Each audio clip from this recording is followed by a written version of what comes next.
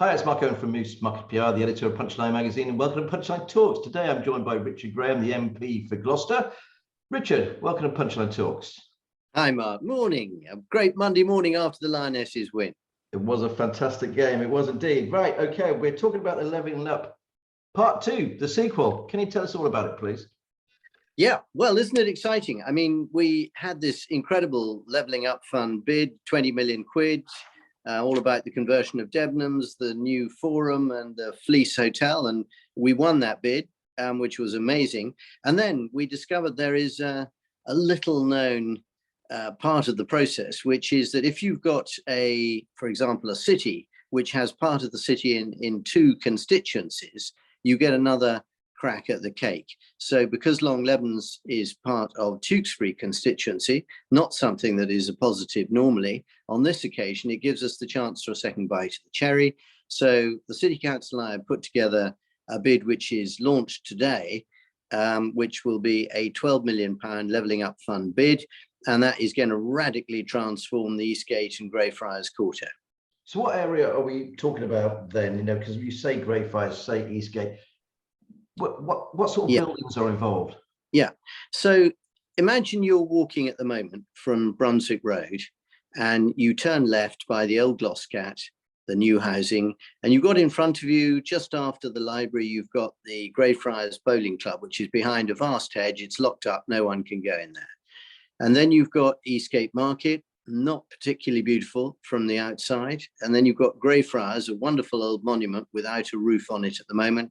And then just in there, there's a beautiful little square beside a huge sycamore tree, which is hardly used at all, and some blocked up arches around the Eastgate shopping centre, and then a thing called Addison's Folly next to Cafe Rene, which again hasn't been used for a generation. So we're going to focus on changing all of that. The Eastgate Market will move from where it currently is into the space in the shopping centre that runs down from Southgate Street to the middle of the shopping centre and open up those arches so that we can have tables with chairs and umbrellas for the cafe that backs onto the square beside Greyfriars. And Greyfriars itself is divided between Greyfriars House, a sort of Georgian building at the end with a bit of 1960s plastic that divides it from the rest of the monument. We're going to re-roof the monument, connect the two together and turn it into a wonderful used space. Meanwhile, beside it, the old Eastgate Market will become another big public space for leisure.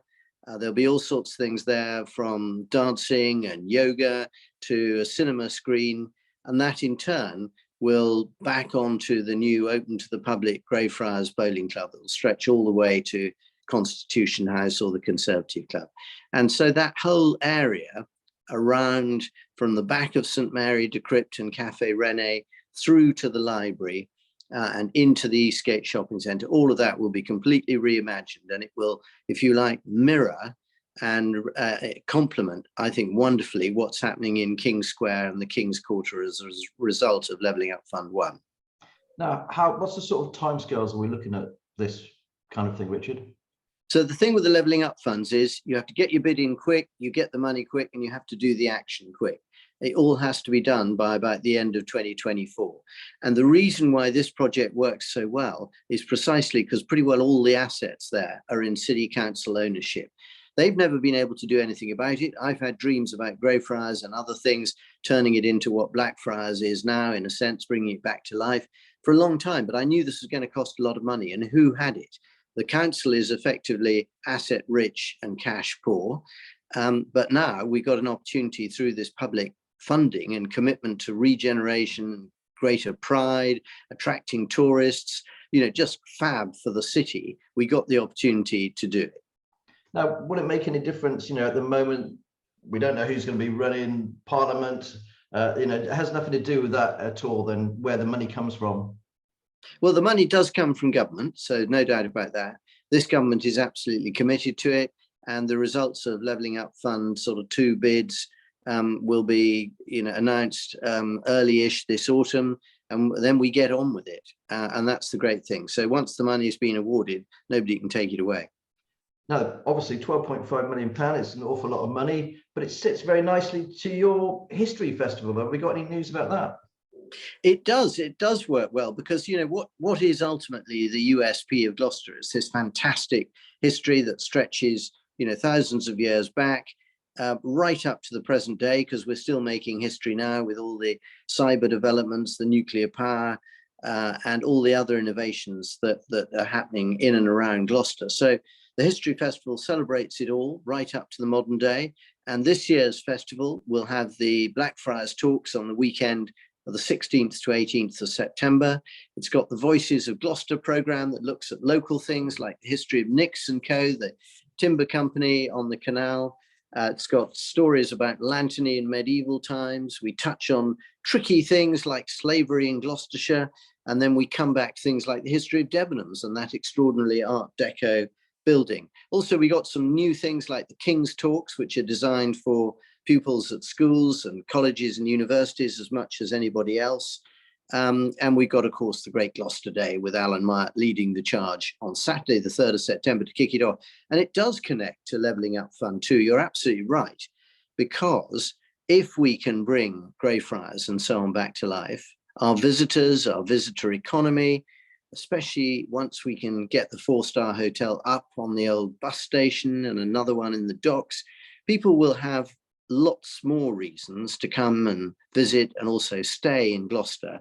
And that in turn will help the retail, the footfall, the cafes, the pubs and everything else. Because I suppose that'd be very nicely, you'll have the sort of modern side of shopping, which will be, you know, the quays. They'll come for the quays and the docks, then walk up, they'll have the food dock, and then you've got all this amazing history, not just about the cathedral, but all the other sides as well. Blackfriars, I sometimes think not enough people know about Blackfriars and understand it. Quite. There's always more that that we can learn about our own city. And they always say, you know, scratch Gloucester, find Rome. That's why Venus popped up underneath the old bus station. We're going to try and have her around on Gloucester Day and during the History Festival as well. There's just so much here, but the fun of it is how it connects, Mark. I think that's the really interesting, the old and the past, and how we can connect that to the present and the future and bring that alive for a new generation so that they can be inspired. Have you got any big names that you can announce? Yeah, we've got some fantastic names, like the great novelist Robert Harris, for example, will be talking about the Act of Oblivion, if you like, the revenge of the Royalists at the end of the Civil War. We've also got my friend, the Labour MP, Nick Thomas Simmons, talking about Harold Wilson. And some of us are old enough to remember him just about. We got a great talk on partition, that incredibly divisive thing at the birth of India and Pakistan. Alice Roberts, great famous name, Michael Wood. Of course, our president, Nina Ramirez, leading off with her new book, Femina, which I hear on the grapevine is about to win an award. And our own archaeologist, Andy Armstrong, talking about yet more things that are coming up in Gloucester. Richard Graham, thanks ever so much for coming on Punchline Talks today. Catch up with you soon. Thanks, Mark. Thanks to Punchline. Bye. Bye.